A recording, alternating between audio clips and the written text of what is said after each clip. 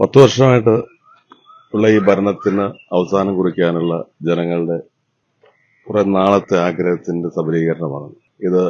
ഈ ഭരണം അവസാനിച്ചേ മതിയാകൂ എന്ന് ജനങ്ങൾ ആഗ്രഹിക്കുന്നു. അത് കേരളത്തിലെ UDF മാത്രമല്ല, LDFും ഇന്ന് UDFന് അനുകൂലമായി വോട്ട് ചെയ്യുന്ന ദിവസമാണ്. അതുകൊണ്ട് ഞങ്ങളെ സംബന്ധിച്ചിടത്തോളം പഞ്ചായത്ത് ഇലക്ഷനിൽ ഞങ്ങൾക്കുണ്ടായിട്ടുള്ള ഒരു വലിയ മുന്നേറ്റം അത് ഈ തെരഞ്ഞെടുപ്പിൽ ആവർത്തിക്കും. എല്ലാ രീതിയിലും രണ്ട് ഗവൺമെന്റുകളും, കേന്ദ്ര ഗവൺമെന്റ് സംസ്ഥാന ഗവൺമെന്റ് ഒരുപോലെ ഈ തെരഞ്ഞെടുപ്പിൽ ഒരേ ലക്ഷ്യത്തോടു പോകും. കേരളത്തിൽ ഒരു കോൺഗ്രസ് ഗവൺമെന്റ് അധികാരത്തിൽ വരാതിരിക്കാൻ BJPയും CPMഉം ഒരുമിച്ച് നീങ്ങിയ തെരഞ്ഞെടുപ്പായിരുന്നു ഈ തെരഞ്ഞെടുപ്പ്. പക്ഷെ കേരളത്തിലെ ജനങ്ങൾ അതിനെ ഒറ്റക്കെട്ടായി നിന്നുകൊണ്ട് അതിനെ നേരിടും.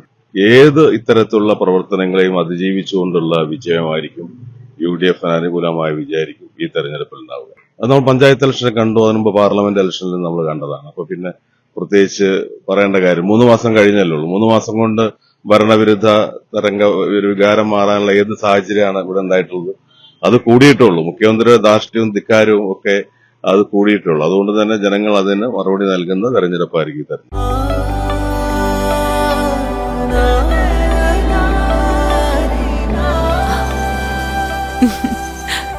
ആചാരങ്ങളും ആഘോഷങ്ങളും പലപ്പോഴും പലതാണ്. അതുപോലെ തന്നെയാണ് നമ്മൾ അണിയുന്ന ആഭരണങ്ങളും.